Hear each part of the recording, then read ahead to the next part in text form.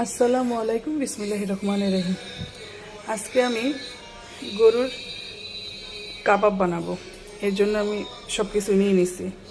এখানে আছে আদা বাটা, রসুন বাটা, জিরা বাটা, হলুদের গুঁড়া, মরিচের গুঁড়া, ধনিয়ার গুঁড়া, পেঁয়াজ কাটা, কাঁচামরিচ, তারপর দারচিনি, এলাচি, তেজপাতা, সেই সাথে ডাল আর হলো গরুর মাংস। এগুলো এখন মাখায় নিয়ে আমি পানি দিয়ে চুলায় বসাই দেবো। এগুলো সিদ্ধ করে তারপর আমি কাবাব বানাবো। তো আমার সাথে থাকেন। তো এখন আমি পরিমাণ মতো পানি দিয়ে চুলায় বসাই দিলাম। তো ঢাকনাটা দিয়ে দিতেছি। আমি মাংসটা কাবাবের জন্য যে মাংসটা সিদ্ধ করছিলাম সেটা ব্লান্ড করে নিছি। এখন এর মধ্যে দিয়ে দেবো একটা ডিম।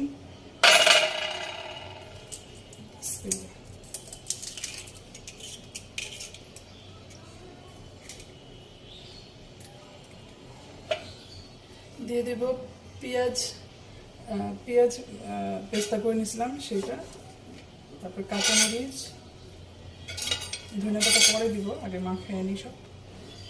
তারপর দিব কাবাব মশলা।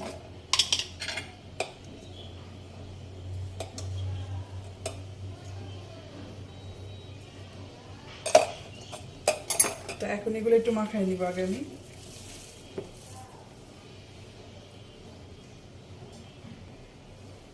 এখন আমি দিয়ে দেবো ধনেপাতাটা।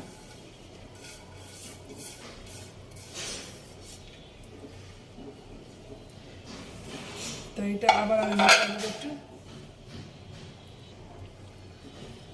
তো আমি এক এক করে সব বানায় নিতেছি।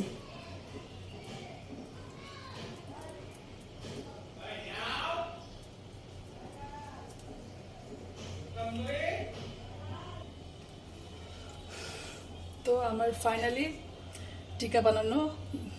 বিফ টিকা বানানো শেষ। তো এটা এখন ফ্রিজিং করব। ঠান্ডা হয়ে গেলে একটু বরফ হলে তখন আমি এটা ফ্রাই করব। তো সবাই ভালো থাকেন। আজকের জন্য এখানে রাখতেছি। আসসালামু আলাইকুম, আল্লাহ হাফেজ।